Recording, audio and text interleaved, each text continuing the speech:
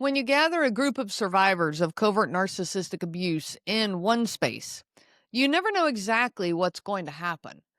Some arrive ready to pour their hearts out. They're so eager to talk that they come in the door, hi, I'm Jennifer, and I'm a victim of covert narcissistic abuse. But others come in so terrified they can't even speak.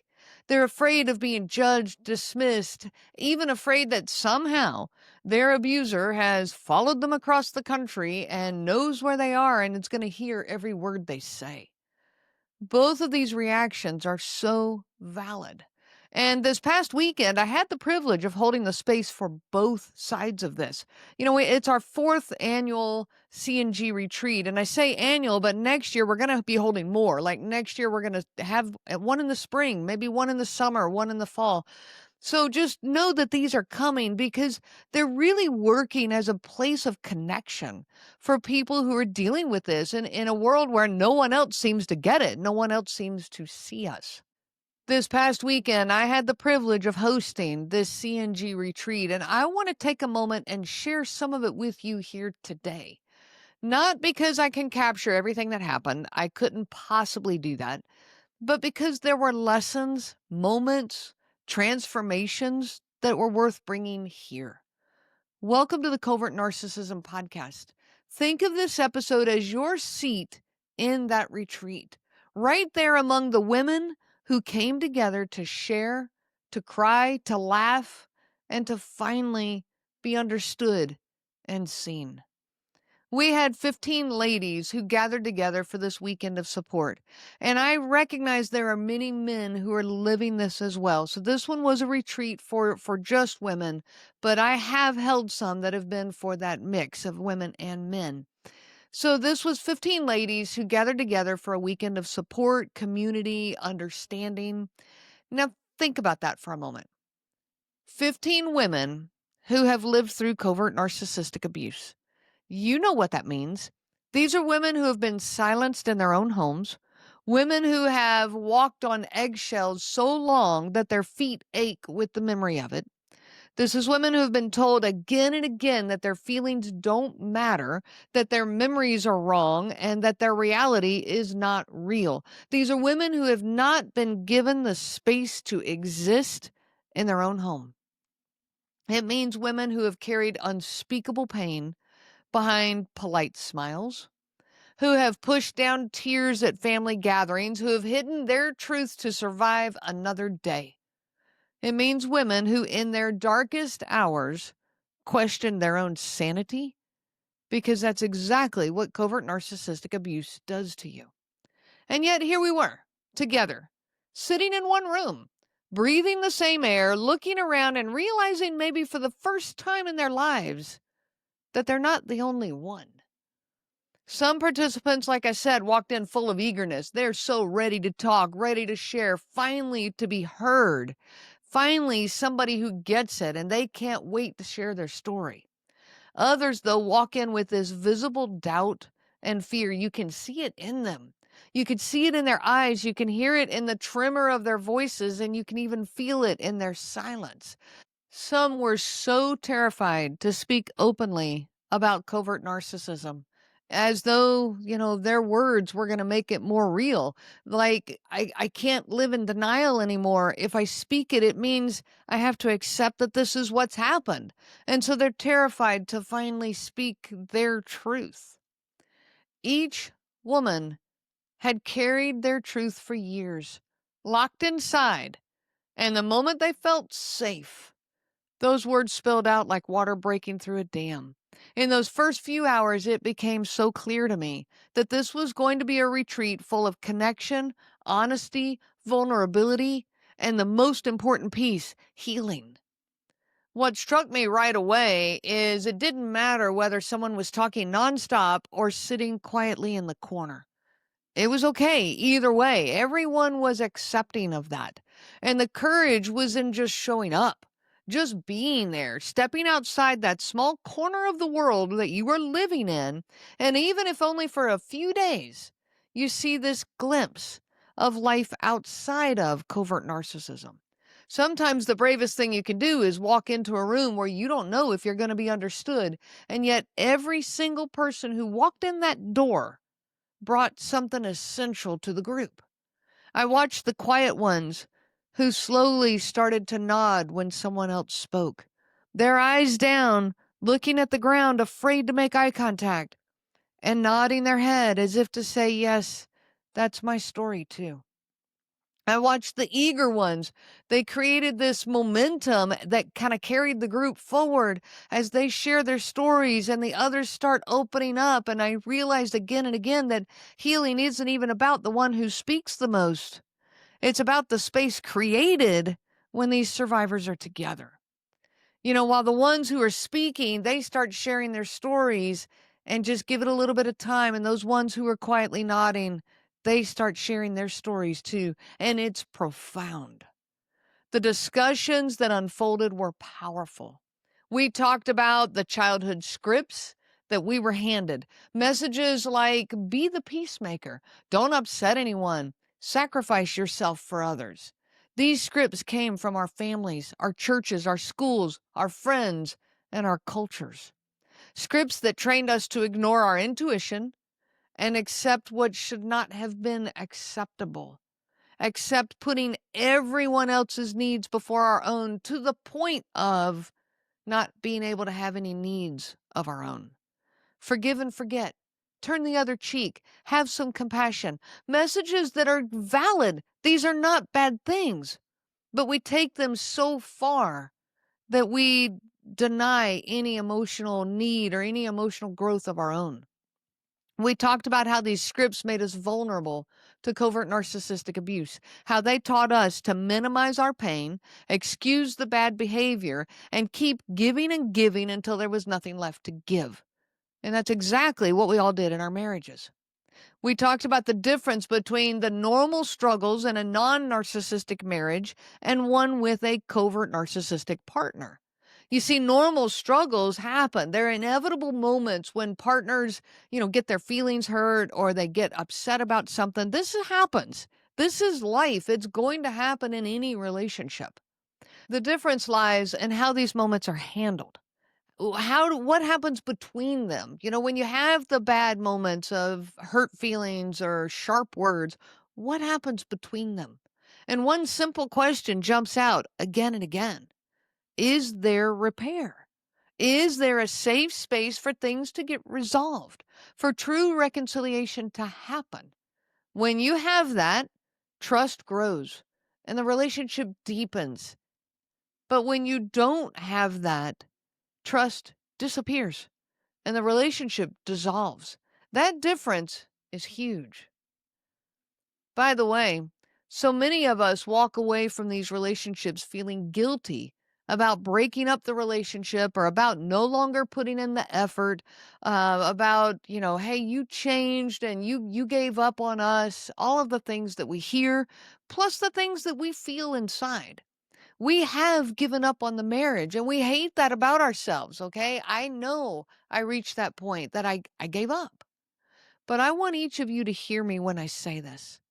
When you try to reconcile over and over and continue being met with rejection and blame, this creates a massive division in the relationship. Where trust should be, instead, there is this giant rift. And if you've given it your all, you've poured sincerity and compassion into this, you've approached this with honesty, openness, vulnerability, looking for that repair, only to be met with more dissension, more blame, more gaslighting, then this isn't on you. Hold your head up and stand in your own character. I want you to hear me that guilt does not belong on your shoulders. At this retreat, we talked about the cages that have held us in place for so many years. With 15 of us there, we had over 300 years of marriage represented. 300 years. Wow. Now then we started asking, okay, what held us there for so long? Traits such as loyalty, hardworking, forgiving, empathetic, peaceful, determined, hopeful. These aren't bad traits. No, for many of us, these are our strengths. When I looked around that room, I did not see a bunch of, you know, blame shifting, gaslighting, circular conversation. I didn't see people being competitive or manipulative. That's not what I found. And that's not what I find in these groups when I work with the women and men that I work with who've dealt with covert narcissistic abuse. I don't find that in these conversations. And these retreats is a really good time to see their true character. What I find is hardworking, forgiving, peaceful, people who give to each other. They give the space for each other. They validate each other. They hear each other. When I looked around the room at that retreat, at those amazing, strong women, I hate what we have all been through, but I am so honored to be a part of a group that carries such wonderful traits. Don't ever let anyone tell you that these traits are a problem, that it's your fault, your weakness, a deficit, a negative in your world. Absolutely not. In fact, without these traits, our world would totally collapse. It is exactly what our world needs. And these narcissistic people in our life, it's what they need. They need the empathy and the peacekeeping and the forgiving and the ability to compromise. They need these things. Okay, so while they're blaming you for them, I want you to recognize that you bring a whole lot of value to this world. We covered setting boundaries to protect those beautiful traits. We covered dealing with the fog of cognitive dissonance, breaking through the hypervigilance, and so much more. We even talked often about the massive impact that all of this is having on our kids, how they are growing up in the shadow of someone else's manipulation and control. The question that hung so heavy in the room is, how do we help them? How do we break the cycle? In fact, one of our members asked me to do an episode that she can give to her adult children to help them understand. And I promised that, yes, I will do this. I am working on it, so please keep an eye out for that. It's such an important topic. Now, these weren't light conversations. These were heavy conversations. There were lots of tears, lots of laughter too, but lots of tears. These conversations were raw, honest, painful, and deeply necessary. Over the course of the weekend, something beautiful began to happen. The fear that walked into the door started to soften. The silence that once felt heavy turned into a silence of deep listening to each other. There were tears, there was laughter. There were moments of, I thought I was the only one, that turned into, I'm so relieved I'm not alone. By the end, what began as a room full of strangers turned into something else. Something like a circle of solidarity. Fear had been replaced by relief, doubt had been replaced by connection, and isolation had been replaced by belonging. These are connections now that will go forward in their life with each other, supporting each other on this journey. It has always been my mission to create a community of people who get it. Not just me. I cannot go out and hug the world. I need you guys to hug each other, to hold each other up. As I look back on this retreat, what stays with me the most is that healing happens in connection.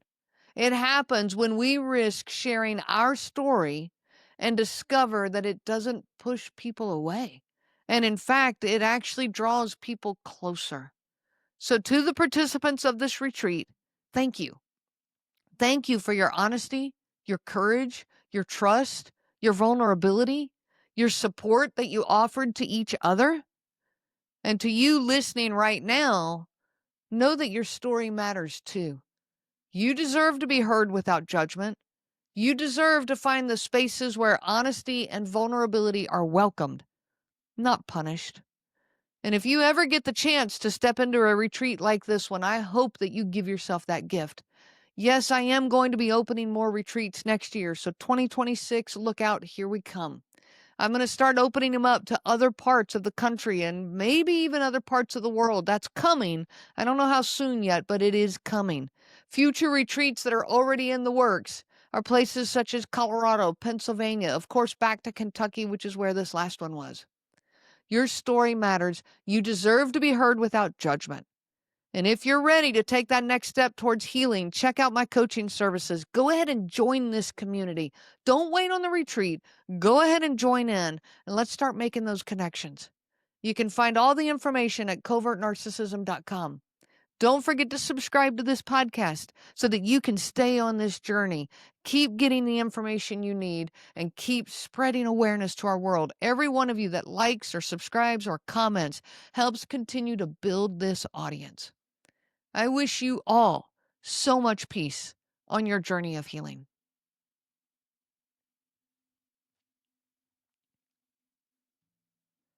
The information provided by RENEE Swanson, Covert Narcissism Podcast, and CNG Life Coaching is for educational purposes only and is not to be used for diagnosis purposes. It is not intended to be a substitute for clinical care. Please consult a healthcare provider for guidance specific to your case. This material discusses narcissism in general. RENEE shares stories from her personal experience as well as from those that she has worked with for several years. Her material does not claim that any specific person has narcissism and should not be used to refer to any specific person as having narcissism. Permission is not granted to link to or repost this material to support an allegation or support a claim that any specific person is a narcissist. That would be an unauthorized misuse of the material and the information provided. Thank you.